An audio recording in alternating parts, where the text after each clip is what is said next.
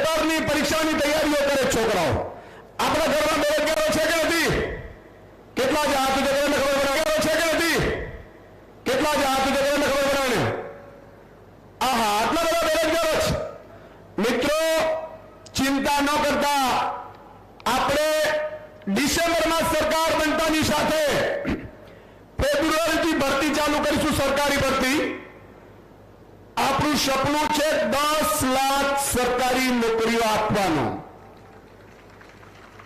एक पर paper leak थया वगर परीक्षा लेवाशे एटलुं नहीं ज्यां सुधी तमने नौकरी न आपी देवामां आवे त्यां सुधी महीने 3000 रुपया बेरोजगार युवानने भथ्थुं आपवामां आवशे साहेब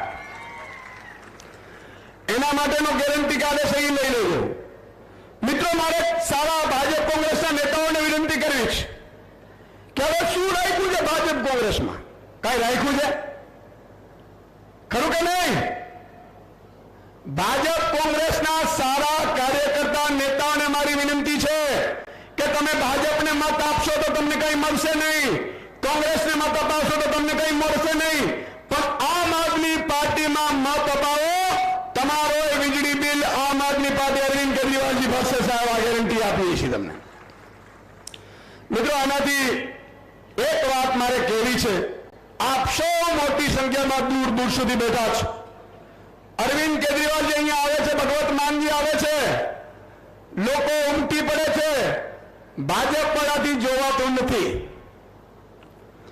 भाजप वाळा नेताओ ऊंघ उडी गई छे हमणे મને एक मेडिकल वाला भाई आव्या मन के सुदान भाई ऊंघनी गोळीओ अमारे वधारे उपड़वानी शरू थई गई छे भाजप वाळाने ऊंघ ज नथी आवती आवे क्यांथी 27 वर्षथी बूच मारी छे हवे भगवान ओकावे के न ओकावे ओकावे के न ओकावे मित्रों एक बात तमे अहींया जोई हशे भाजप कांग्रेसना नेताओ बहु संपत्तिवान बनी गया छे चिंता न करो सरकार आवतानी साथे ई संपत्ति तमारा देवा माफीमां वापरवामां आवशे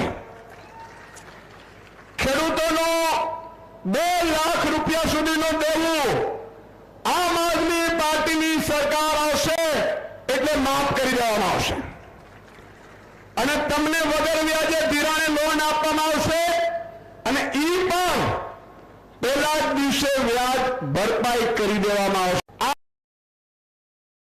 सरकार आवतानी साथे ज गेरंटी आपीए छीए तमारे कोई सरकारी कचेरीमां जवानी जरूर नथी सन्मान थी एक मिसकॉल मारजो आवकनो दाखलो कढावो होय जावकनो दाखलो कढावो होय राशन कार्ड में नाम चढ़ावવું होय नाम कमी करवू होय एक मिसकॉल मारजो सरकारी कर्मचारी तमारा घरे आवीने काम करी जशेनी गेरंटी आपीए छे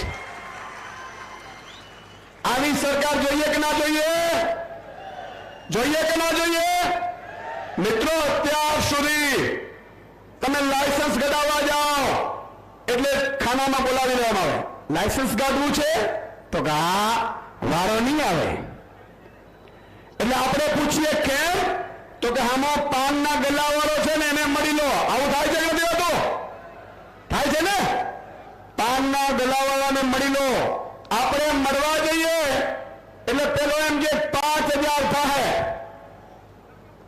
मित्रों आश्चर्य थशे तमने दिल्ली में कोई आरटीओ ऑफिस खुली नहीं ताला मारी दीधा है माननीय अरविंद केजरीवाल दिल्ली में लाइसेंस लेवा जाओ तो तमे फोन करो ने एटले अधिकारी लाइसेंस तमारा घरे आवीने आपी जाय आ व्यवस्था उभी करी छे साहेब आवी व्यवस्था आपणे करवी छे के नथी करवी मित्रों एक पण रुपया तमारी पासे कोई अधिकारी कर्मचारी मांगी नहीं शके अने जो मांगशे तमे एनो ऑडियो ने वीडियो रेकॉर्डिंग करी लेजो बीजा दिवसनो सूरज उगे ई पेला ई अधिकारी जेल में हशे आनी गेरंटी आपीए छे साहेब पर आटलू बधुं सरकार करे तो तमारे करवू जोईए के न करवू जोईए करवू जोईए के ना करवू जोईए मारी एक विनंती छे मित्रो हाथ जोड़ी आपणा सगा संबंधी होय वेवाई होय वेवाण होय दीकरी दीधेलू होय जमाई होय एनी देराणी होय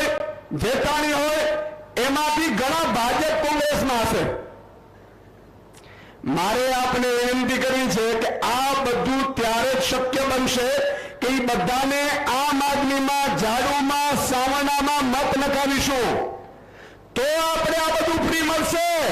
જો અડધા વેચાઈ જશે અને સરકાર કટોકટીમાં ન બની તો પાછી અઘરું પડી જાય. પણ મારે આપને વિનંતી છે તો એક વ્યક્તિને 100 વ્યક્તિ જોડવા જોઈએ. સગા સંબંધી હોય કે નહીં? હોય કે નહીં? તો જોડશો? હાથ ઊંચો કરીને કહો એટલે મને ખબર પડે. 100 વ્યક્તિ જોડશો?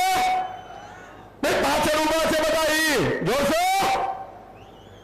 જો મિત્રો તમારે તમારી સરકાર લાવવાની છે, 50 દિવસ ઘરે નથી જવાનો અને 50 દિવસ તમે મહેનત કરી લો, બાકી 5 વર્ષ તમારી સમસ્યાની મહેનત કરવાની જવાબદારી અમારી છે. ગેરંટી આપીએ છીએ. બોલો ભારત માતા કી ઇન્કલાબ, જય જવાન. अब मैं आमंत्रित करना चाहूंगा पंजाब के आदरणीय मुख्यमंत्री श्री भगवत मान जी.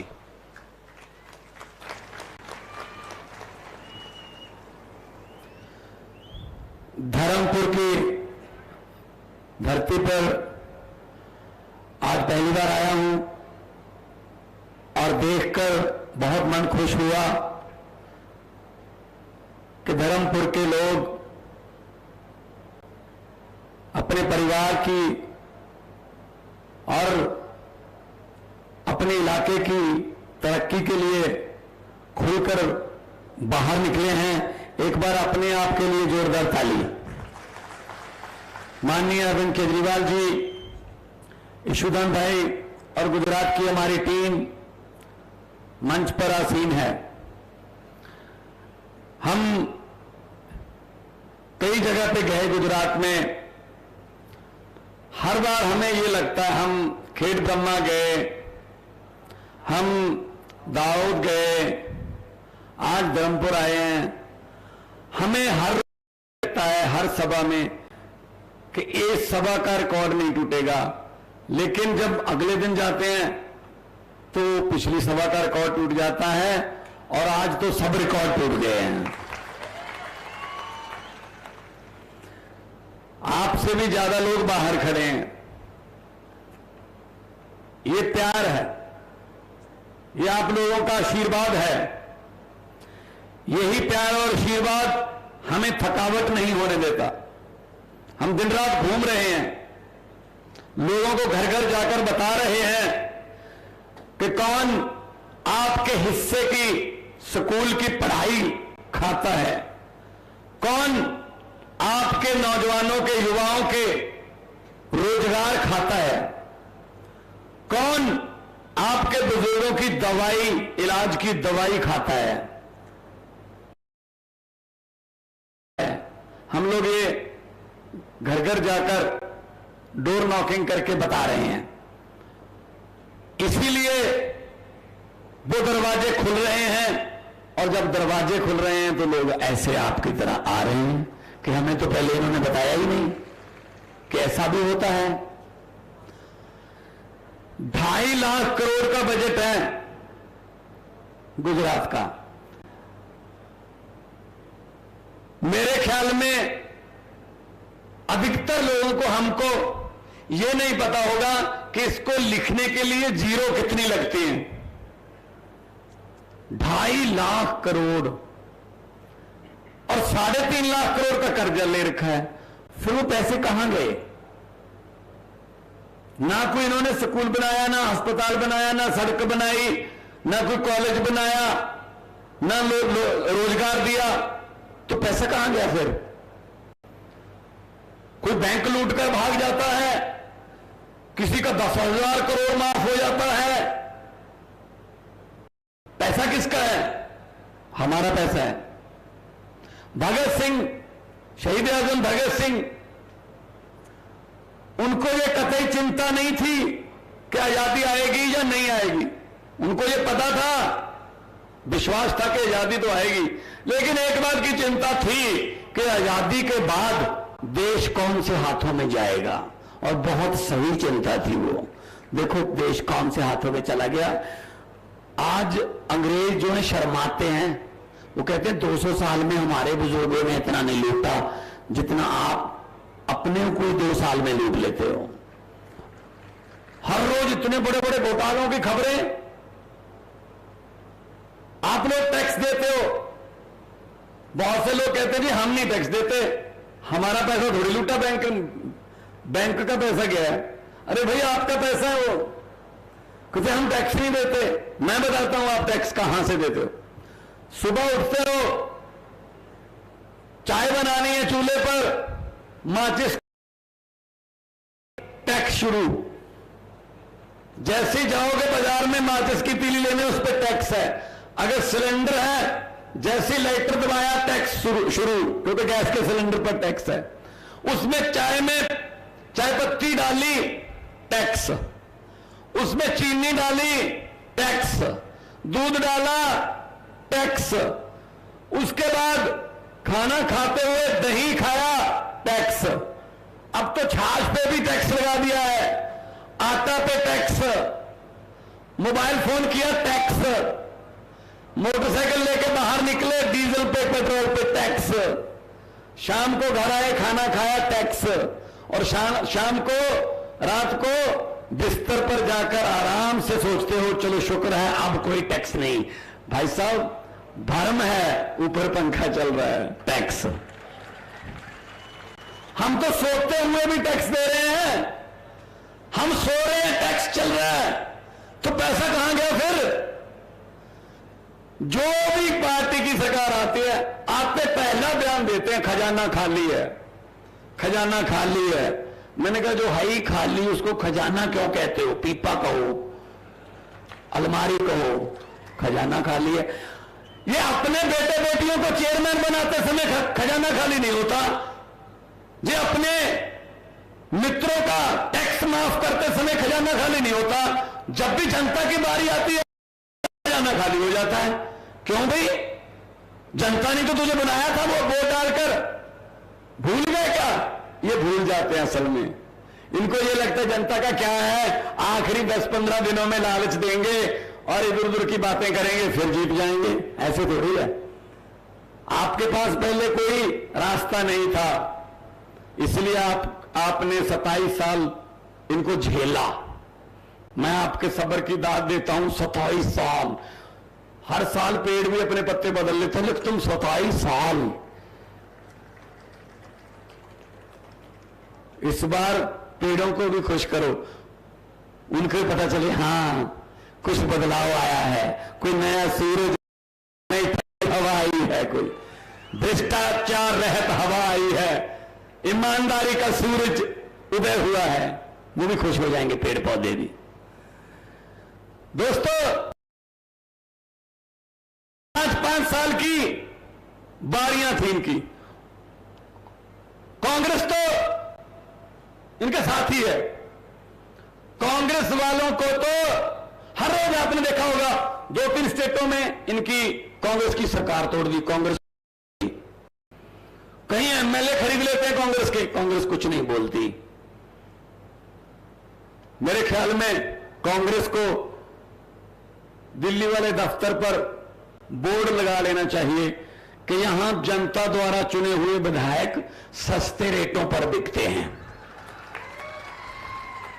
चुनती जनता है, कीमत वो डालते हैं।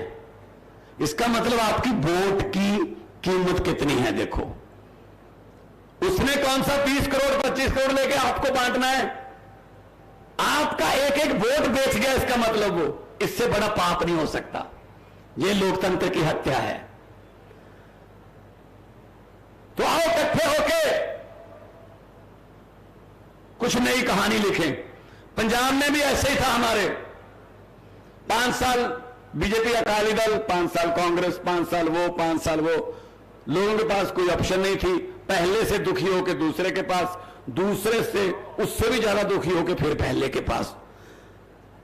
अब तीसरी ऑप्शन मिली है। 117 सीटें हैं पंजाब की। आम आदमी पार्टी जो है उसको 92 सीटें मिली हैं, 117 में से 92।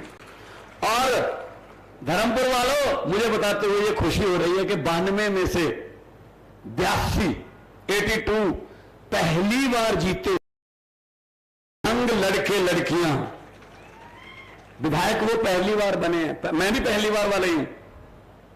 पहले मैं एमपी था 2 बार का, लेकिन इस बार पहली बार विधायक बना हूं। और यंग लड़के लड़कियां, आम घरों के लड़के लड़कियों को टिकट दी, विधानसभा की सीढ़ियां वो भी चढ़ते हैं, वो बोलते हैं वहां पे। गरीब जब बोलेगा दिल से बोलेगा, गरीब जब भी बोलेगा सच बोलेगा, गरीब जब भी बोलेगा ईमानदारी से बोलेगा। मंत्री बने हुए हैं आम घरों के बेटे। आपके यहां कांग्रेस और बीजेपी में किसी आम घर के बेटे बेटियों को टिकट मिलती है?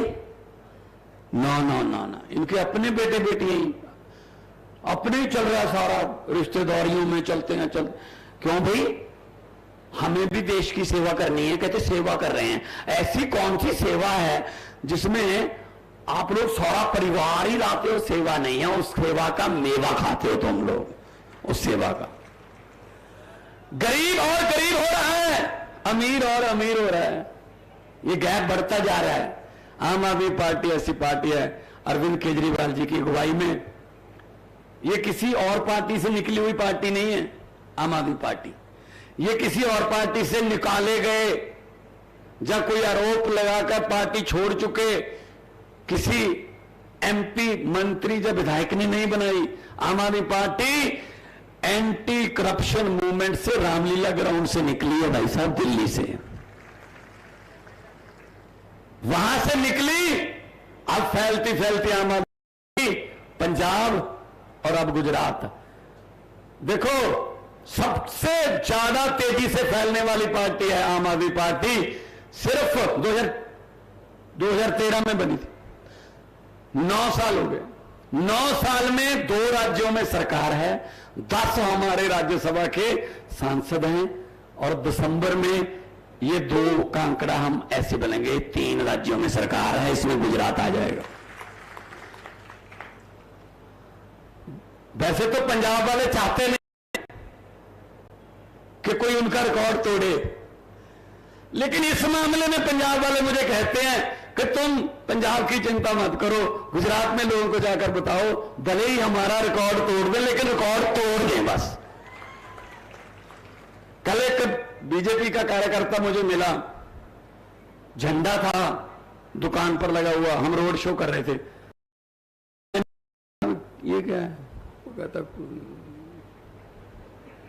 मैंने कहा समझ गया। उसने कहा झंडा तो वैसे ही लगाया है, वैसे झाड़ू वाले हैं। ये करते हैं क्योंकि ये डराते हैं, लालच देते हैं, पर्चे करते हैं कि आप उधर नहीं जा सकते। ऐसे दरियाओं को थोड़ी रोका जा सकता जी, दरिया तो अपना रास्ता खुद बनाते हैं। किस किस पर पर्चे कर लोगे? पंजाबी ऐसे आया था बाहर, और वो कहते थे राज करेंगे 25 साल, उनकी 25 सीटें नहीं आई भाई साहब। जनता है, चुप रहे 5 साल, अपने होंठों को सीले 10 साल, कुछ भी ना बोले 15 साल, सीने पर पत्थर रख ले तुम्हारी तरह 27 साल। लेकिन अगर 27 साल बाद जनता जाग दी है ना, जाग जाते हैं, फिर 27 साल का हिसाब 27 मिनट में ले लेती है। ये जनता ऐसी है। जनता को छोटी मत समझना, ये अहंकारी हो गए हैं, अहंकार हो गया इनको कि हम वक्त को बदल देंगे। ये वक्त से लड़ रहे हैं कि वक्त हमारे मुताबिक चलेगा। इनको ये नहीं पता, बड़े बड़े राजे आए, बड़े बड़े आए यहां पे, उनको भी यही भ्रम हो गया था कि वक्त हमारे मुताबिक चलेगा, लेकिन वक्त के मुताबिक आदमी को चलना पड़ता है। वो खत्म हो गए, वो खत्म हो गए। जितने मर्जी इकट्ठे कर लो पैसे, हीरे मोती, मगर चाहे कफन पे जेब नहीं होती। आज सुबह हमें मिलने आए कुछ कार्यकर्ता, कुछ दूसरी पार्टियों, बीजेपी कांग्रेस से। हमने कहा जी क्या क्या मिला आपको? वो कहते जी बस अब तो शमशान बाकी है, बस वहां की तैयारी है। वो कहते जी डर ये है कहीं कफन पे टैक्स ना लगा दें कि जाते हुए भी पैसे देकर जाओ दुनिया से। ये इतने तंग है लोग। तो इस बार बदल लो। क्या जाता है, कोई लड़ाई नहीं करनी, कोई झगड़ा नहीं करना, पर्दे में जाके बटन दबाना है, बदलाव आ जाएगा। ये परिवर्तन की निशानी है। आपका इतनी भारी गिनती में निकलकर आना परिवर्तन की निशानी है, वरना दूसरी पार्टियों को दिहाड़ी पर लोग लाने पड़ते हैं।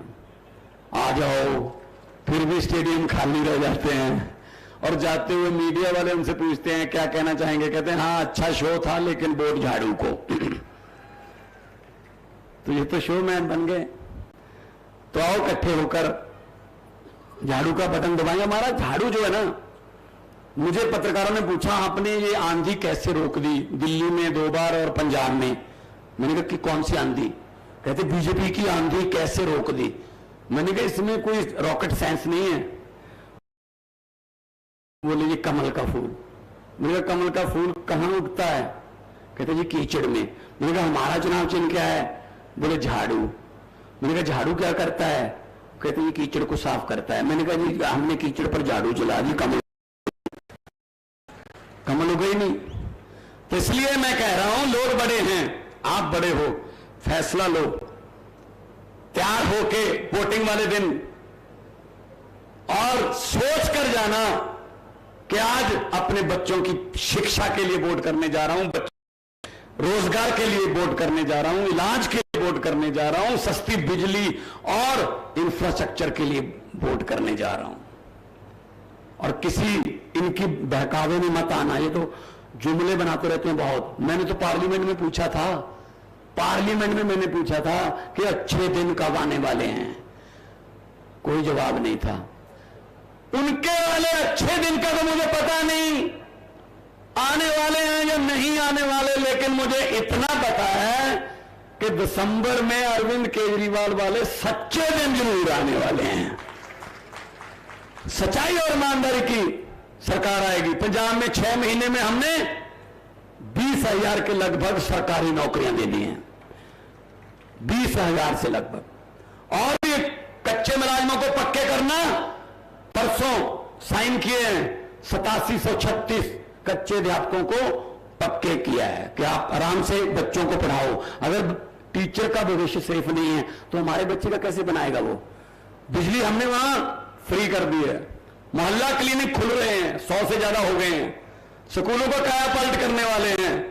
और सबसे पहला जो फैसला हमने लिया कि जो विधायक थे वो जितनी बार भी विधायक रहते थे उतनी बार की उनको पेंशन मिलती थी, 60,000 रुपए पर मतलब पीरियड, जो एक 2 बार आप 1,20,000 ऐसे ऐसे ऐड करते जाओ। तो हमने आते ही कहा कि भाई साहब वोट तो सेवा, हाथ जोड़कर सेवा के नाम पे मांगते हो, और इतनी पेंशन। हमने कहा एक विधायक चाहे 10 बार विधायक बन जी, एक पेंशन मिलेगी, लेनी है लो, वरना sorry, thank you very much. हमने फैसला किया, करोड़ों रुपया बच गया हमारा। वही करोड़ों रुपए से हम उनको कच्चे मुलाजिमों को पक्के कर रहे हैं, उनकी तनख्वाह बढ़ेगी, वो अच्छे प्यार से स्कूल में जाएंगे और बच्चों को पढ़ाएंगे। ये गरीबों को पढ़ने नहीं देते, इनको पता है गरीब का बच्चा पढ़ गया तो अफसर बन जाएगा, अफसर बन गया तो गरीबी दूर कर देगा, गरीबी दूर हो गई तो लोग हाथ जोड़कर हमारे सामने क्यों खड़े होंगे? हमारी कोठियों के सामने अर्जियां लेकर, मिन्नतें करके कौन खड़ेगा लाइन में लगाकर? ये वाले हैं। तो मैं ये कहना चाहता हूं, बहुत बड़े बड़े प्लान अरविंद केजरीवाल जी लेके आए हैं, पढ़े लिखे आदमी हैं, इनकम टैक्स कमिश्नर थे, नौकरी छोड़कर लोगों में आ गए, और इनकम टैक्स कमिश्नर को ये हिसाब पता होता है, उसने पढ़ा होता है कि पैसा कहां से आएगा, कहां जाएगा। पैसा टैक्स का है, लीकेज बंद कर दी दिल्ली में, जो 350 करोड़ में पुल बनता था 200 करोड़ में बना दिया, 150 करोड़ बच गया। अपने किसी मंत्री को या अपने किसी परिवार वालों को नहीं दिया कि 150 करोड़ तू खा ले, उसी 150 करोड़ से पूरी दिल्ली की दवाई फ्री कर दी अस्पतालों में। इसमें क्या फ्री रेवड़ी है? ये बोलते ना फ्री वाली रेवड़ियां बांटता है केजरीवाल, फिर केजरीवाल बिजली मुफ्त देता है, ये महिलाओं को बसों में सफर मुफ्त कर देता है। ये फ्री की रेवड़ी है। रेवड़ी, लोगों का पैसा लोगों को देना, ये रेवड़ी है? अगर ये रेवड़ी है तो 15 लाख हर घर के हर आदमी के खाते में आएगा। ये वाला पापड़ किसने बेचा था? फिर आ गया 15 लाख आपके घर पे। 15 लाख की बात छोड़ो, जो हमारे घर में 2-4 हजार रुपये रखे हुए थे बचत के लिए, नोटबंदी करके वो भी निकलवा के ले गए। इसलिए आपके पास आए हैं कि हिसाब किताब पूरा लगा के, लीकेज बंद करके पैसा जनता का जनता पर ही खर्च करेंगे। जैसे ही जनता को यह पता चलता है कि हमारा पैसा हमारे पे आएगा, जनता टैक्स भी देती है खुले दिल से। ये हमने देख लिया 2 पंजाब और दिल्ली में। अभी रिपोर्ट एक आई है सरकारी, उसमें क्या कह रहे हैं, खुशखबरी है। उसमें कह रहे हैं सरकार ने करवाई है कि पूछो हाल चाल लोगों का, क्या किधर हवा है, क्या चल रहा है। तो रिपोर्ट में कहा गया है कि जी हम तो सच बताने वाले हैं। गुजरात में आम आदमी पार्टी की सरकार जो है वो बनने जा रही है इस बार दिसंबर। तो उनके हाथ पांव फूल गए, उन्हें चालू कर दिया हमारा विरोध करना, हमारे पोस्टर नहीं लगने देते, अनाप शनाप बोलने लगे सबको, ये क्यों आते हैं यहां पे? भाई हम तड़ी पार थोड़ी हैं, ये तो तुम्हारे थे, हम तो सीधे साधे लोग हैं, आम आदमी हैं, ये हमसे नहीं डरते, हमारी कोई औकात नहीं है, हमसे नहीं डरते। इतनी लाखों की गिनती में सुबह से आप लोग जो इकट्ठे हो जाते हो ना, ये आपसे डरते हैं, आप लोगों से डरते हैं। तो भगत सिंह जी का भी जन्मदिन था 28 सितंबर को, उनकी आत्मा को भी सुकून मिलेगा जब इनकलाब जिंदाबाद का नारा गूंजेगा। तो वो सोचेंगे हाँ शुक्र है कोई हैं अभी जिन्होंने इनकलाब के नारे को, इनकलाब के दिए को बुझने नहीं दिया, और जो आजादी सपनों की, भगत सिंह, राजगुरु, सुखदेव, जो उनके सपनों की आजादी थी, वो आजादी अभी हमारे घरों तक पहुंची नहीं। उस आजादी को घर घर तक पहुंचाना है। दोनों हाथ ऊपर करके 2 नारे लगा दो, इनकलाब। थोड़ा सा और ये पता चल जाए इनको सूरत तक के काम खराब हो रहा है, ये तो काम पब्लिक बोल रही है, ये पब्लिक की आवाज जो होती है ना वो गूंजती है, इनकलाब, वंदे भारत माता की जय, जवान बोले सो निहाल। बहुत बहुत धन्यवाद, आपने इतने प्यार सत्कार से मुझे सुना, बहुत बहुत धन्यवाद। थैंक यू आदरणीय भगवत मान जी। अभी अपने बीच पधार रहे हैं क्रांतिकारी, ईमानदार आम आदमी पार्टी के राष्ट्रीय संयोजक श्री आदरणीय श्री अरविंद केजरीवाल जी।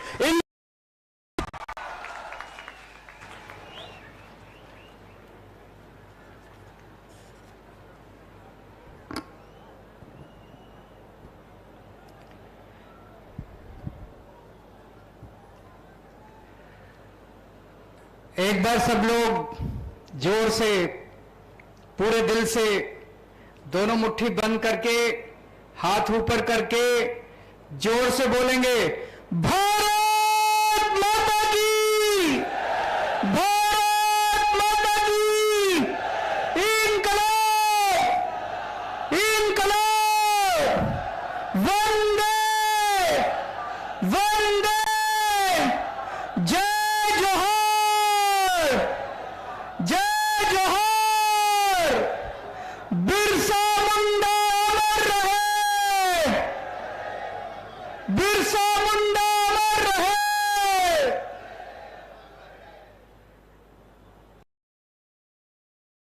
संख्या में आए हुए सभी भाइयों, बहनों, माताओं, बुजुर्गों, बच्चों, आप सब लोगों को मेरा नमस्कार, सबको मेरा प्रणाम। केम छो? मजामा? मुझे गुजरात के लोगों से इतना प्यार मिल रहा है, इतना प्यार मिल रहा है, जहां भी जाते हैं।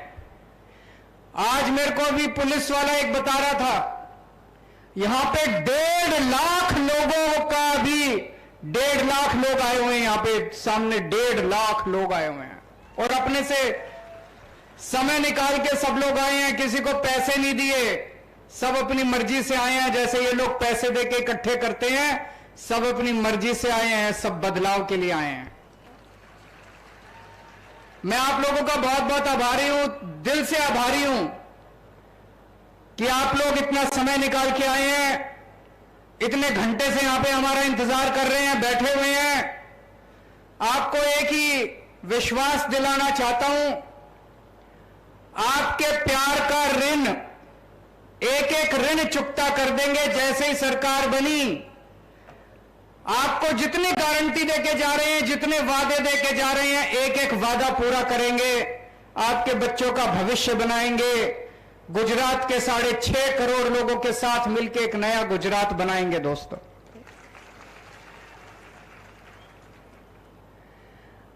आप लोगों से पूछना चाहता हूं, कौन कौन लोग बदलाव चाहते हैं इस बार? कौन कौन बदलना चाहते हैं? वो जो सड़क पे खड़े हैं वो भी बता दे कौन कौन बदलाव चाहता है। हाथ खड़े कर दें सब लोग। आपके लिए एक बहुत बड़ी खुशखबरी लेके आया हूं। आईबी की रिपोर्ट आई है। आईबी मतलब केंद्र सरकार की सेंट्रल गवर्नमेंट की एक खुफिया एजेंसी है आईबी। उसने गुजरात में घूम घूम के लोगों से पूछा, जनता से पूछा, इस बार चुनाव में किसको वोट दोगे? आईबी ने अपनी रिपोर्ट दी है कि आने वाले चुनाव के अंदर आम आदमी पार्टी की सरकार बनने जा रही है। बहुत बड़ी बात है। आप लोगों ने कमाल कर दिया, जनता ने कमाल कर दिया। एक नई पार्टी, छोटी सी पार्टी पर ईमानदार पार्टी। आप लोगों ने ईमानदार पार्टी के लिए मन बना लिया। लेकिन आईबी की रिपोर्ट में एक और बात लिखी है,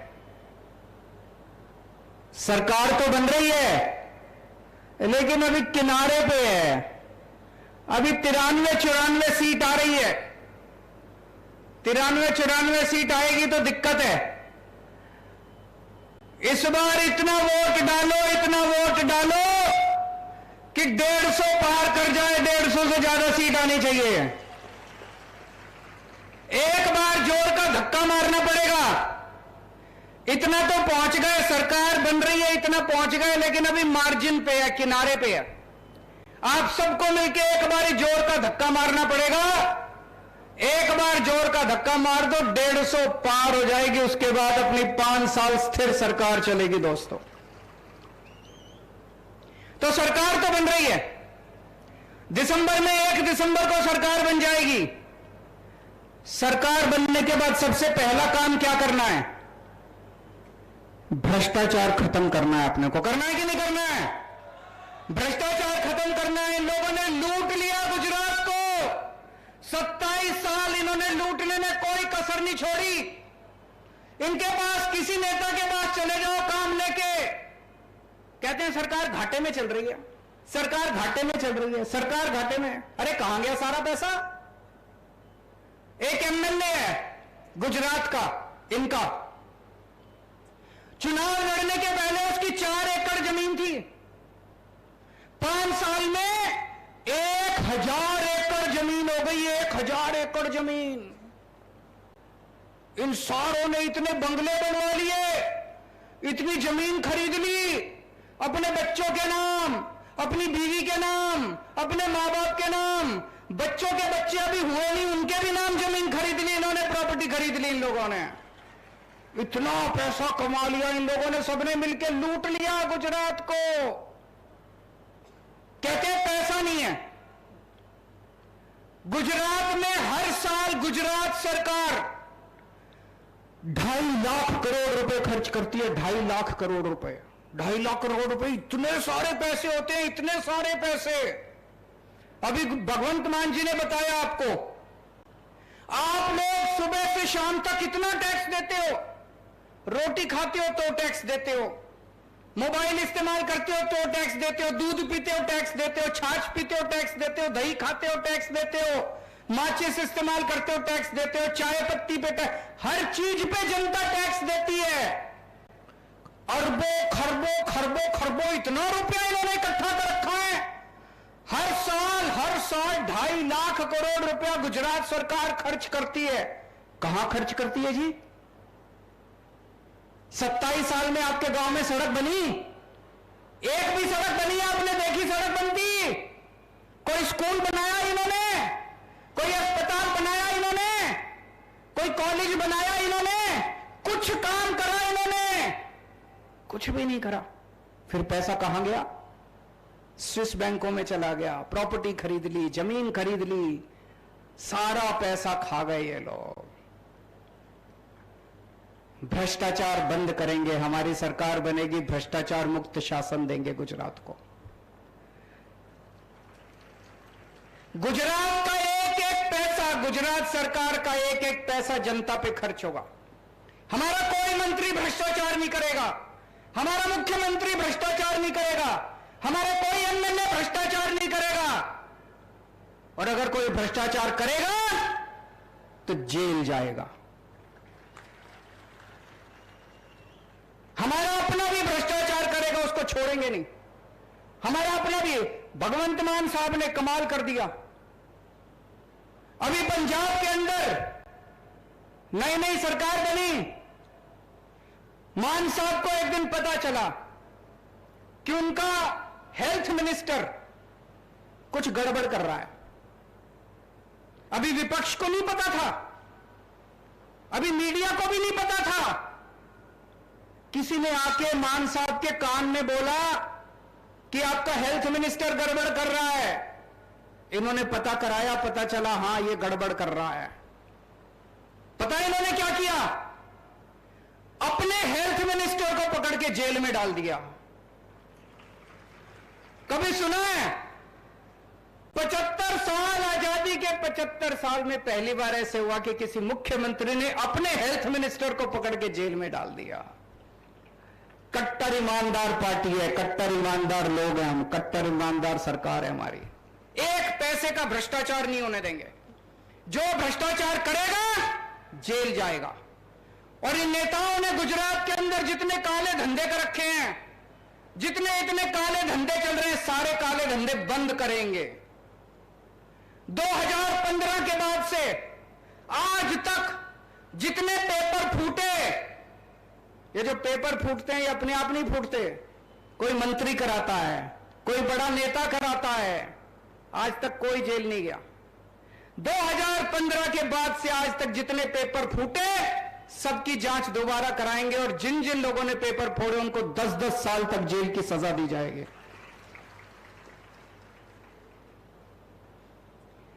आप सरकारी विभाग में काम कराने जाते हो, आपको पैसे देने पड़ते हैं। देने पड़ते हैं कि नहीं देने पड़ते? चाहे जाति प्रमाण पत्र बनवाना है, राशन कार्ड बनवाना है, बिजली का कनेक्शन लेना है, पानी का कनेक्शन लेना है, राशन कार्ड, कुछ भी काम कराना है, पैसे देने पड़ते हैं। 1 दिसंबर के बाद से आपके सारे काम बिना पैसे के होंगे, बिना रिश्वत के होंगे, कोई पैसा देने की जरूरत नहीं पड़ेगी। अभी जो यशोदान भाई ने बताया, आपको लग रहा होगा वैसे ही फेंक रहा है यशोदान, झूठ बोल रहा है। दिल्ली में हमने एक व्यवस्था कर दी। अब एक एक करके हम सरकारी दफ्तर पे ताला लगाते जा रहे हैं, बंद करते जा रहे हैं। अब आपको अपना काम कराने के लिए सरकारी दफ्तर जाने की जरूरत नहीं है। हमने ऐसी व्यवस्था कर दी, आपको कोई भी काम कराना है आप फोन करो, आप बोलो मेरे को यह काम कराना है, राशन कार्ड बनवाना है, बिजली कनेक्शन लेना है, फलाना ढिमका, सरकारी अफसर आपके घर आके आपका काम करके जाता है, आपको दफ्तर जाने की जरूरत नहीं है। गुजरात में भी यह व्यवस्था करेंगे, आपके घर आके आपका काम करेंगे, सरकारी ऑफिसर आपके घर आएगा। आपको किसी को रिश्वत देने की जरूरत नहीं, किसी को पैसा देने की जरूरत नहीं है। साफ सुथरा प्रशासन देंगे दोस्तों। कल मैं गुजरात आया, मैंने देखा चारों तरफ इन लोगों ने मेरे खिलाफ पोस्टर लगा रखे थे। इतने बड़े बड़े होर्डिंग, इतने बड़े बड़े पोस्टर मेरे खिलाफ, मेरी एक तस्वीर उसमें, और तस्वीर के बगल में इन्होंने भगवान के खिलाफ बड़े अपशब्द, अपमानजनक शब्द इन लोगों ने लिखे हुए थे भगवान जी के खिलाफ। मेरे को बड़ी तकलीफ हुई, बहुत दुख हुआ मुझे। मैं जानता हूं कि ये लोग मेरे से नफरत करते हैं, ये लोग मेरे से बहुत नफरत करते हैं। तो मेरे को जो मर्जी कर लो, भगवान के खिलाफ तो कम से कम कुछ मत बोलो। भगवान को तो बख्श दो, भगवान का अपमान तो मत करो कम से कम। भगवान का अपमान कौन करता है? पुराने जमाने में जब ऋषि मुनि तपस्या कर रहे होते थे तो राक्षस आके उनकी तपस्या भंग करते थे। जो भगवान का अपमान करता है उसको राक्षस कहते हैं। जो भगवान का अपमान करता है, भक्तों का अपमान करता है, वो कंस की औलाद कहते हैं। वो कंस की औलाद है। क्या करते थे पुराने जमाने में राक्षस? किसी भी गांव में घुस जाते थे, गुंडागर्दी करते थे, महिलाओं को छेड़ते थे, बलात्कार करते थे। ये जितने आजकल गुंडागर्दी कर रहे हैं, भगवान का अपमान कर रहे हैं, भगवान के खिलाफ गंदी भाषा इस्तेमाल कर रहे हैं, ये लोग ये गुंडागर्दी कर रहे हैं, महिलाओं को छेड़ते हैं, लोगों को पीटते हैं, ये लोग, ये कंस की औलाद है, ये राक्षसों की औलाद है। मैं हनुमान जी का भक्त हूं, हनुमान जी का कट्टर भक्त हूं मैं। हनुमान जी की बड़ी कृपा है मेरे ऊपर। और इन लोगों को बता दूं, मेरा जन्म जन्माष्टमी के दिन हुआ था। जिस दिन मैं पैदा हुआ उस दिन जन्माष्टमी थी, श्री कृष्ण जन्माष्टमी। बचपन में मेरी दादी मुझे घर में प्यार से, मेरा घर का नाम कृष्ण था, और भगवान श्री कृष्ण का भी अपार आशीर्वाद है मुझे। उन्होंने स्पेशल काम देके भेजा है, इन कंस की औलादों का सफाया करना है, इन राक्षसों का सफाया करना है। आज के जमाने के जो राक्षस हैं, इनका सबका सफाया करना है। दोस्तों, जनता जनार्दन होती है, जनता भगवान होती है। आपका साथ चाहिए, आप मेरे साथ मिलकर भगवान का काम पूरा करेंगे, इन राक्षसों का सफाया करेंगे। जनता को सुकून दिलाना है, जनता के सुख शांति लेके आनी है, इन राक्षसों का सफाया करना है दोस्तों, भ्रष्टाचारियों का सफाया करना है, गुंडागर्दी करने वाले, भगवान का अपमान करने वाले लोगों का सफाया करना है। इतनी महंगाई हो गई आजकल, इतनी महंगाई, आम आदमी का जीना मुश्किल होता जा रहा है। तनख्वाह बढ़ती नहीं है, आमदनी बढ़ती नहीं है, खर्चे बढ़ते जा रहे हैं। दिल्ली में और पंजाब में हमने एक काम करा दी, हमने सोचा हम क्या कर सकते हैं, जनता को महंगाई से छुटकारा देने के लिए क्या कर सकते हैं। हम लोगों ने दिल्ली में और पंजाब में बिजली फ्री कर दी, बिजली फ्री कर दी, और पुराने बिजली के बिल माफ कर दिए। जैसे मान लो आपका पुराना 70,000 रुपए का बिल है, 80,000 रुपए का पुराना बिल है। कई बार ये गलत बना के भेज देते हैं। हमने पुराने सारे बिल माफ कर दिए, मौजूदा बिजली के बिल जीरो कर दिए। अब सबके बिल जीरो आ रहे हैं, सबके, दिल्ली में भी और पंजाब में भी सबके बिजली के बिल जीरो आ रहे हैं। दोस्तों, गुजरात में आपको भी महंगाई से छुटकारा दिलाएंगे। होना चाहिए कि नहीं होना चाहिए? गुजरात में 1 मार्च से, नोट कर लो, केजरीवाल जो कहता है करता है, मैं झूठ नहीं बोलता। मैं 2 बातें कम करता हूं लेकिन एक बात पूरी करता हूं जो कहता हूं। 1 मार्च से गुजरात के हर परिवार, गुजरात के सभी लोगों का जीरो बिजली का बिल आने लगेगा। पुराने सारे बिल माफ कर देंगे और नए बिजली के बिल आना बंद हो जाएंगे। बिजली आएगी, 24 घंटे बिजली आएगी, बिल नहीं आएगा। मैंने जब ये बोला तो ये मेरे ऊपर खूब गालियां दे रहे हैं, दोनों बीजेपी वाले, कांग्रेस वाले खूब गालियां दे रहे हैं। केजरीवाल फ्री की रेवड़ी बांट रहा है, केजरीवाल फ्री की रेवड़ी बांट रहा है। आपको पता है गुजरात के मुख्यमंत्री को हर महीने कितनी बिजली फ्री मिलती है? 5,000 यूनिट बिजली फ्री मिलती है गुजरात के सीएम को। 5,000 हर महीने। हर मंत्री को 4,000 यूनिट बिजली मुफ्त मिलती है, हर मंत्री को। सीएम को 5,000 यूनिट, मंत्री को 4,000 यूनिट। केजरीवाल जब कहता है जनता को 300 यूनिट बिजली मुफ्त दूंगा तो इनको मिर्ची लगती है। जनता को बिजली मुफ्त मिलनी चाहिए कि नहीं मिलनी चाहिए? सीएम को मुफ्त मिलती है, मंत्री को मुफ्त मिलती है, तो जनता को भी मिलनी चाहिए। क्यों नहीं मिलनी चाहिए जनता को मुफ्त बिजली? जरूर देंगे। यहां जितनी महिलाएं बैठी हैं, सबको कहना चाहता हूं, जिन जिन महिलाओं के बैंक अकाउंट नहीं है, अपने बैंक अकाउंट खुलवा लेना। हमारी सरकार बनने के बाद 18 साल से ऊपर की हर महिला के अकाउंट में हर महीने 1-1 हजार रुपए हर महीना डलवाया करेंगे।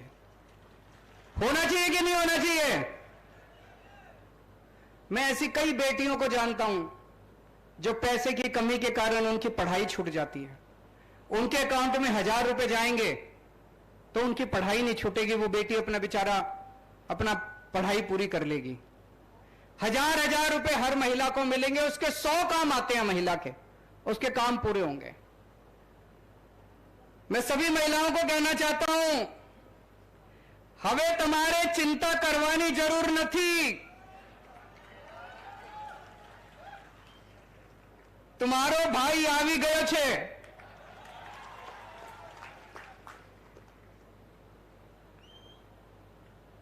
दोस्तों, दिल्ली में पहले सरकारी स्कूलों का बहुत बुरा हाल था, जैसे गुजरात के अंदर सरकारी स्कूलों का बुरा हाल है।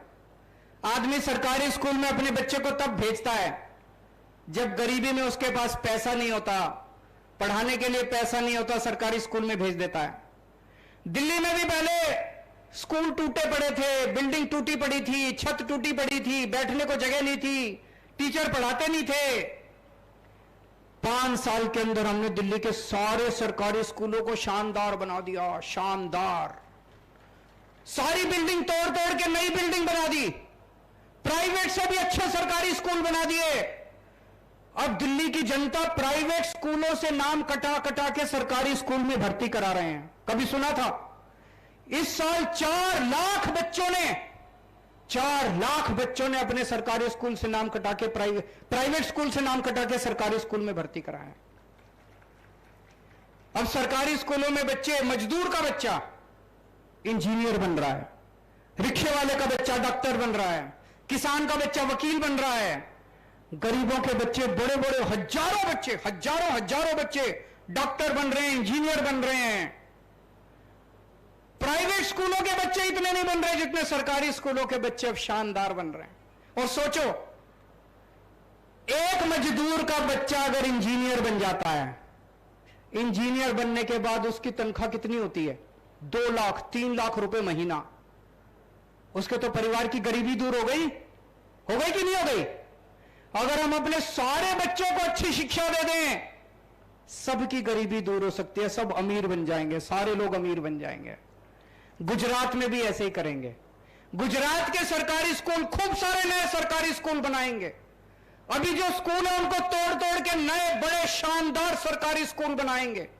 मैं आपको यकीन दिला रहा हूं, 5 साल के अंदर, 5 साल दे दो, 5 साल के अंदर ऐसे शानदार गुजरात में सरकारी स्कूल बना दूंगा, आपको प्राइवेट स्कूल की जरूरत ही नहीं पड़ेगी। प्राइवेट स्कूल सारे जने भूल जाओगे आप लोग। लेकिन अगर फिर भी आपको अपने बच्चों को प्राइवेट स्कूल में पढ़ाना है, जिसको भी, मेरे को पता चला है प्राइवेट स्कूल वालों ने गुंडागर्दी मचा रखी है। मचा रखी कि नहीं मचा रखी? जब मर्जी फीस बढ़ा देते हैं, जब मर्जी पैसे मांगते हैं। इनकी गुंडागर्दी रोकेंगे। दिल्ली के अंदर भी पहले गुंडागर्दी करते थे। 7 साल में हमने प्राइवेट स्कूल वालों को दिल्ली में फीस नहीं बढ़ाने दी। पंजाब में भी हमने फीस बढ़ाने से रोक दिया प्राइवेट स्कूल वालों को। गुजरात के अंदर भी प्राइवेट स्कूल वालों को फीस नहीं बढ़ाने देंगे। दोस्तों, तमार बानकने डॉक्टर, इंजीनियर, वकील बनावीस, तमार गरीबी दूर करीस। दिल्ली में पहले सरकारी अस्पतालों का बुरा हाल था। घर में कोई बीमार हो जाए, हजारों रुपए खर्च करने पड़ते थे लोगों को। करने पड़ते हैं कि नहीं करने पड़ते? प्राइवेट अस्पताल में ले जाओ, छोटी सी बीमारी हो, हजारों रुपए खर्च हो जाते हैं। हमने दिल्ली में गली गली में मोहल्ला क्लिनिक खोल दिए। मोहल्ला क्लिनिक में सारी दवाइयां फ्री है, सारे टेस्ट फ्री हैं, सबका इलाज फ्री है। शानदार बड़े बड़े सरकारी अस्पताल बना दिए। उसमें सबका इलाज फ्री है। दिल्ली के 2 करोड़ लोगों का इलाज, चाहे 20 लाख 30 लाख रुपए भी खर्चा है, सारा इलाज मुफ्त है। दवाइयां भी मुफ्त है, ऑपरेशन भी मुफ्त है, डॉक्टर की फीस भी मुफ्त है, सब मुफ्त है। गुजरात का भी मैंने पूरा प्लान बना रखा है। गुजरात में हमारी सरकार बनेगी, हर गांव के अंदर एक एक मोहल्ला क्लिनिक खोलेंगे, उस क्लिनिक में एक एमबीबीएस डॉक्टर बनाएंगे, वहां पे आपकी सारी दवाइयां मुफ्त होंगी, सब कुछ मुफ्त होगा, सारा इलाज मुफ्त। और अगर बड़ी बीमारी हो जाए, पूरे गुजरात के अंदर कई सारे बड़े बड़े सरकारी अस्पताल बनाएंगे दिल्ली की तरह, और 6.5 करोड़ गुजरातियों का हर एक का सारा इलाज मुफ्त होगा, चाहे अमीर हो चाहे गरीब हो, चाहे कितना भी खर्चा है, आपका सारा इलाज मुफ्त किया जाएगा। मुझे राजनीति करनी नहीं आती, मुझे पॉलिटिक्स करनी नहीं आती, पढ़ा लिखा आदमी हूं मैं, शरीफ आदमी हूं, ईमानदार आदमी हूं। मेरे को इनकी तरह गुंडागर्दी करनी नहीं आती, इनकी तरह भ्रष्टाचार करना नहीं आता। मेरे को स्कूल बनाने आते हैं, मेरे को अस्पताल बनाने आते हैं। अगर गुंडागर्दी चाहिए, इनके पास चले जाना। अगर राजनीति चाहिए, गंदी राजनीति चाहिए, भ्रष्टाचार चाहिए, इनके पास चले जाना। अगर अपने बच्चों के लिए स्कूल बनवाने हैं, कॉलेज बनवाने हैं, मेरे पास आ जाना। अगर अपने परिवार के लिए अस्पताल बनवाने हैं, तो मेरे पास आ जाना। दोस्तों, आप में से कौन कौन बेरोजगार है, जरा हाथ खड़े करें। सब लोग बेरोजगार हैं। मैंने अभी एक टीवी चैनल में देखा, एक रिपोर्टर ने इनके बड़े नेता से पूछा कि सर इतनी ज्यादा बेरोजगारी है, इसके बारे में क्या कर रहे हो? बोले जो बेरोजगार हैं ये लोग निकम्मे हैं, ये लोग काबिल नहीं है, इनको कुछ आता नहीं है, इनको रोजगार नहीं मिल सकता। मुझे बड़ा गुस्सा आया। ये हमारे बच्चों को बेरोजगार हमारे बच्चों को निकम्मा बोलते हैं, लोगों को ये गालियां देते हैं, सरेआम गालियां देते हैं। इतना घमंड हो गया इन लोगों को, इतना अहंकार हो गया इन लोगों को।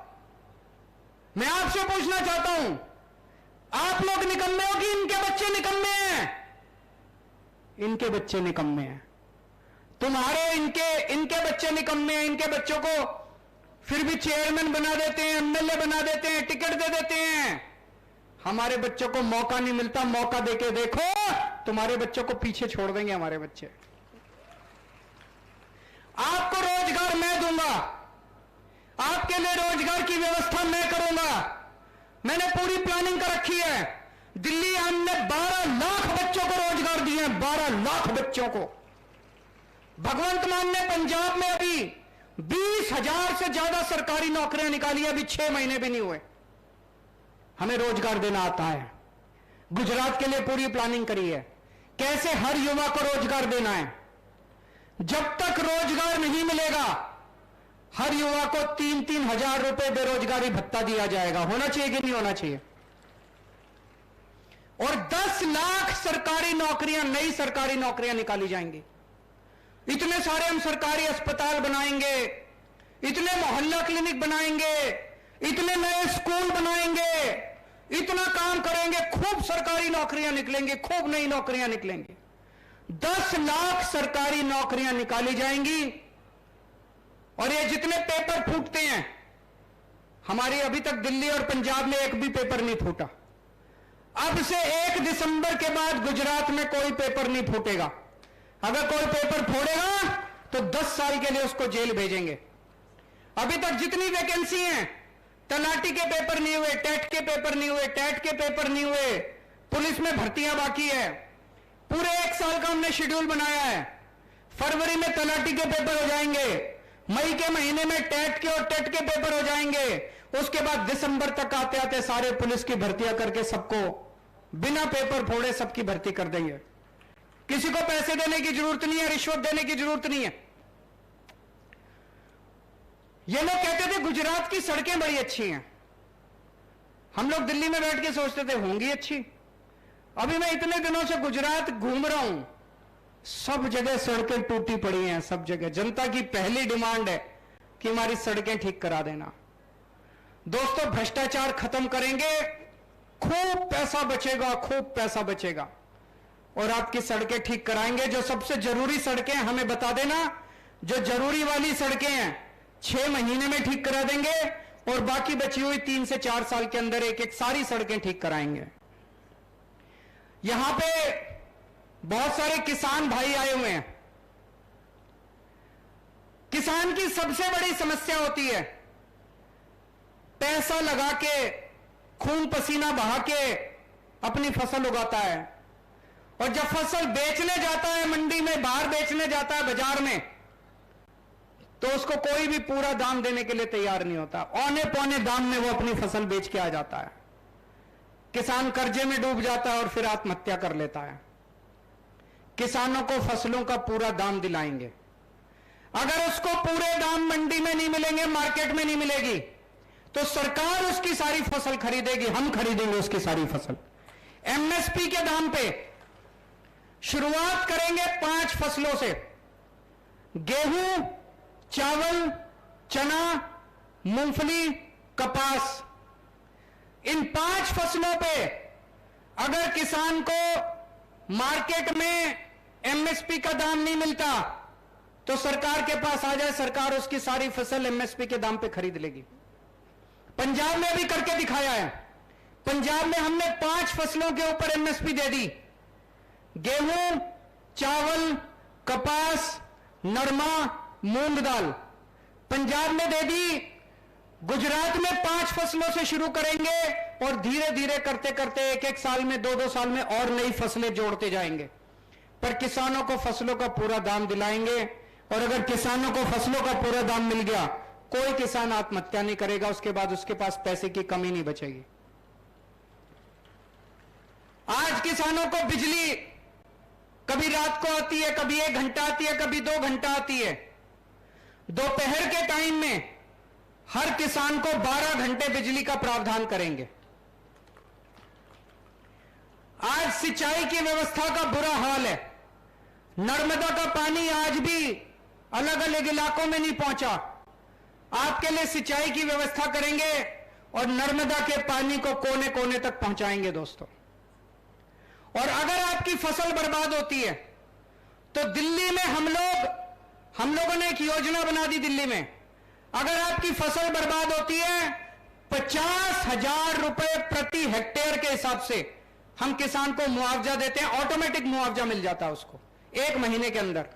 अब हमने पंजाब में भी व्यवस्था कर दी। गुजरात में भी अगर सरकार बनेगी तो 50,000 रुपए प्रति हेक्टेयर के हिसाब से किसानों को फसल बर्बाद होने पर मुआवजा दिलाएंगे। यहां पे बहुत सारे आदिवासी भाई बहन आए हुए हैं। पैसा लागू करेंगे। अभी तक सरकार की नीयत खराब थी। कोई सरकार पैसा लागू नहीं करना चाहती।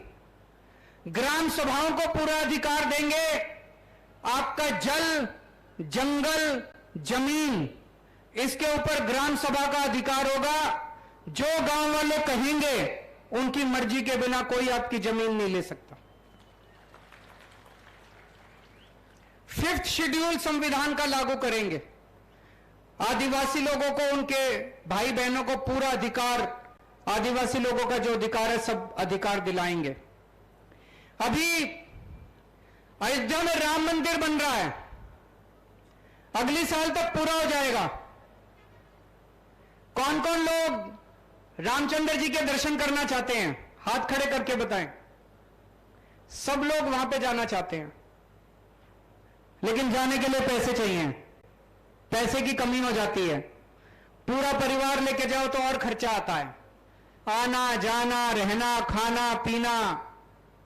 दिल्ली में हमने शुरू किया है। दिल्ली में अभी हम रामलला के दर्शन करवाने के लिए लोगों को ले जाते हैं। सब कुछ फ्री है, सरकार देती है। आना जाना, रहना, खाना पीना। जब ट्रेन जाती है, स्पेशल ट्रेन जाती है दिल्ली से, मैं उन्हें छोड़ने जाता हूं स्टेशन पे। जब ट्रेन आती है मैं उन्हें लेने जाता हूं। इतने खुश होते हैं लोग, इतना आशीर्वाद देते हैं लोग, इतना आशीर्वाद देते हैं। गुजरात के लोगों को भी अयोध्या में रामचंद्र जी के दर्शन कराएंगे, फ्री में दर्शन कराएंगे।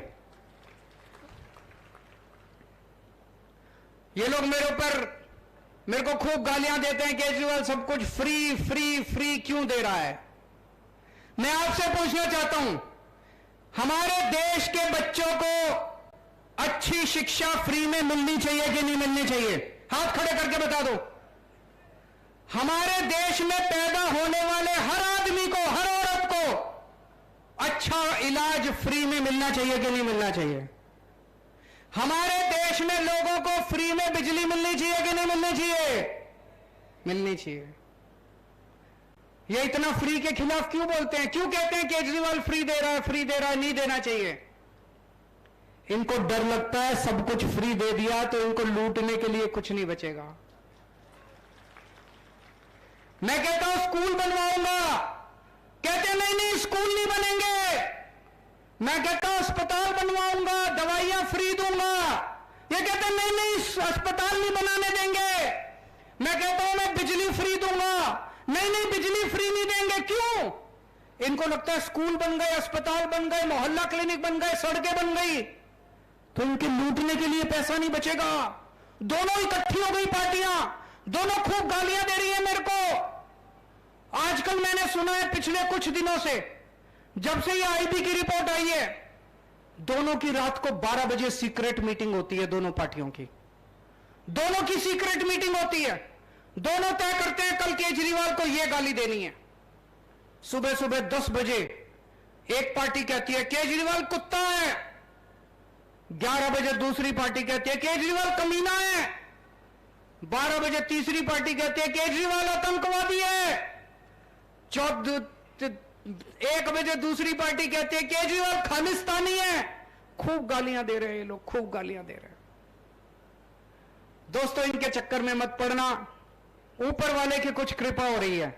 पूरा गुजरात इस टाइम बदलाव की आंधी चल रही है, पूरे गुजरात के अंदर जबरदस्त आंधी चल रही है। भगवान ने झाड़ू चलानी शुरू कर दी है, भगवान झाड़ू चला रहा है ऊपर से। कुछ तो प्रभु की दिव्य शक्ति है कोई, जो इस समय पूरे गुजरात के अंदर घूम घूम के जनता का मन बदल रही है। दोस्त जबरदस्त हो रहा है पूरे गुजरात के अंदर। अब कांग्रेस को वोट मत दे देना। कांग्रेस को वोट देने का मतलब है वोट खराब करना।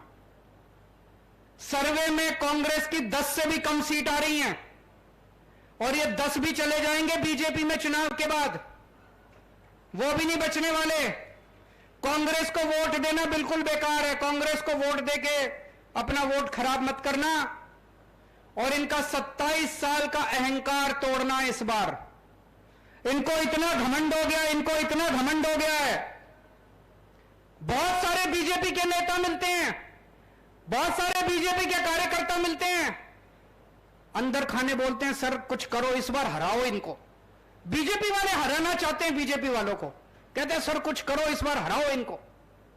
मैं सारे बीजेपी के कार्यकर्ताओं से कहना चाहता हूं, सारे बीजेपी के नेताओं से, जो जो बीजेपी को हराना चाहते हैं, मैं जानता हूं आपको डर है, आप बीजेपी में ही रहो, लेकिन अंदर खाने बीजेपी को हराने का काम करो। अंदर खाने आम आदमी पार्टी के लिए काम करो। मुझे पता है किसी का बिजनेस है, किसी का धंधा है, आप हमारी पार्टी में आओगे आपको तंग करेंगे, ये गुंडागर्दी करते हैं। आप हमारी पार्टी में आओगे आपका बिजनेस खराब कर देंगे, आप वहीं रहो, बिजनेस खराब करने की जरूरत नहीं है, लेकिन अंदर खाने इनको हराने का काम शुरू कर दो, अंदर खाने से। और जितने कांग्रेस के कार्यकर्ता हैं आपको डरने की जरूरत नहीं है, सारे अपनी पार्टी छोड़ के आम आदमी पार्टी में आ जाओ। अब अपनी पार्टी बाजी भूल जाओ। ये नई आंधी चल रही है, नई राजनीति, नई पार्टी, नए चेहरे, नए विचार, नया सवेरा आने वाला है। सब लोग नया गुजरात बनाने के लिए इकट्ठे हो जाओ, सब लोग, चाहे आप इस पार्टी में हो चाहे उस पार्टी में हो, पार्टी मत देखो, गुजरात के लिए काम करो, देश के लिए काम करो, अपनी अपनी पार्टियां छोड़ दो, अपनी अपनी पार्टियों को भूल जाओ दोस्तों। और आज इन्होंने, आजकल ये बीजेपी वालों ने एक और चर्चा शुरू करी है, अपने आप बोलते हैं, घूम घूम के कान में बोलेंगे यार केजरीवाल तो अच्छा है, पर इस बार नहीं आएंगे, अगली बार, इस बार नहीं आएंगे, अगली बार। कोई आके बोले ना समझ जाना बीजेपी वाला है, उनको बोला नहीं अगली बार नहीं, इसी बार बोलो, इसी बार बोलो, अगली बार नहीं इसी बार। तो जो अगर आपको आके बोले बार वो समझ जाना बीजेपी वाला है, बदमाशी कर रहा है, उसको बोलना नहीं दोस्त अगली बार नहीं इसी बार। तो दोस्तों एक आखिरी धक्का मारना है, सब लोगों को एक काम अब करना है, यहां से बाहर निकलोगे आधे घंटे के अंदर सब लोग अपना अपना व्हाट्सएप खोल लेना और व्हाट्सएप पे जितने नंबर हैं हर एक को एक मैसेज भेज देना कि मैं अपने बच्चों के भविष्य के लिए इस बार आम आदमी पार्टी को वोट दे रहा हूं, मेरे दोस्त मेरे भाई तू भी इस बार एक बार आम आदमी पार्टी को दे दे। सबको बाहर निकल के सबको मैसेज करोगे नहीं करोगे? भगवान कसम सब लोग अपने अपने दोस्तों को जितनी कॉन्टैक्ट लिस्ट में जितने नंबर है सबको मैसेज कर देना। और अभी जो ईशुदान भाई ने कहा अपने गांव में जाके अपने मोहल्ले में जाके कम से कम 100 लोगों को वोट देने के लिए तैयार करना है।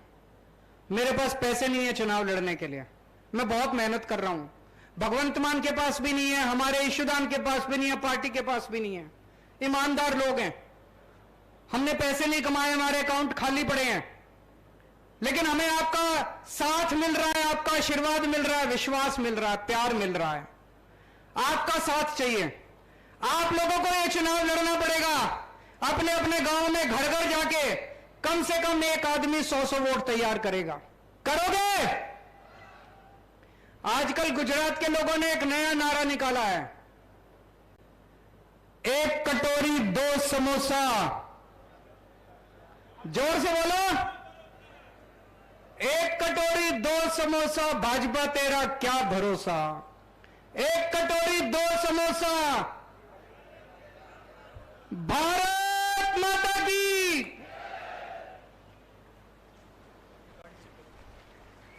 थैंक यू आदरणीय केजरीवाल जी।